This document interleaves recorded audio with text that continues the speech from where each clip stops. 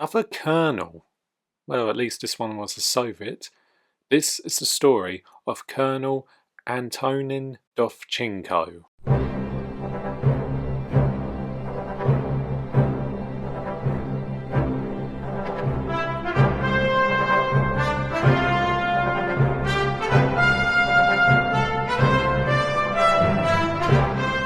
Much like a lot of elements from Kingdom of the Crystal Skull, Dovchenko was slightly based on a character from the City of the Gods script, a Swiss scientist who would have been eaten alive by Sapho ants. The character was played by Russian-born actor Igor Gigikin, who actually served mandatory military service from 1982 to 1984 and even performed acrobats in circus acts.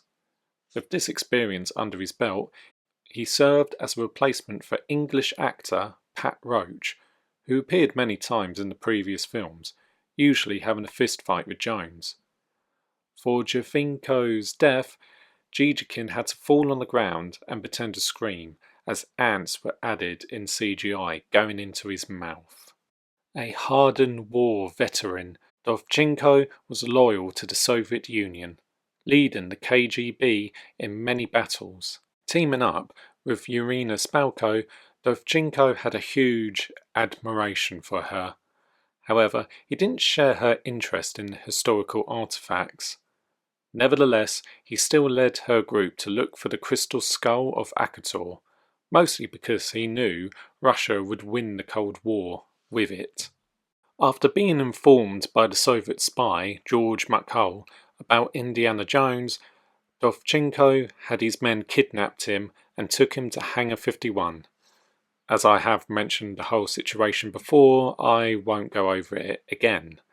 Instead, I'll skip straight to the part where Indy tries to escape, as both he and Dovchenko got into a fist fight, leading to the both of them to crash into the hangar's rocket testing room.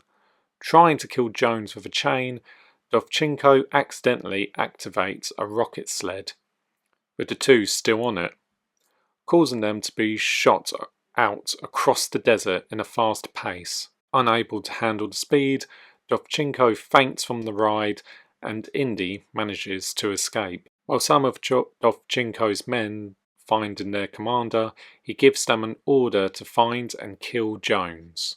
Later in Peru, the Soviets managed to capture Jones and Mutt Williams. After finding the skull, an event that I have mentioned in the other videos, so let's just skip ahead to the chase in the Amazon, where Dovchenko himself was left to guard Indiana, Mutt and Marion Ravenwood. Getting annoyed by the pair's arguments, he attempted to gag Marion, but Indy and Mutt used the opportunity to knock him out. After he gained consciousness, he tries to stop them from escaping, but ended up having to drive the vehicle. As the chase continued, he managed to pick up any men who fell off, and eventually made his way to Jones. After the parties crashed into a Seifu anthill. Ignoring the danger surrounding him, Dovchenko leapt out of the truck and onto Jones, engaging in another fistfight with Jones. Howard Oxley used the power of the skull to create a stream of ants surrounding them. After a brutal beating, Indy gains the upper hand by using a log to smack on Dovchenko's head. The dazed Russian couldn't stand much longer and he fell onto the ant swarm.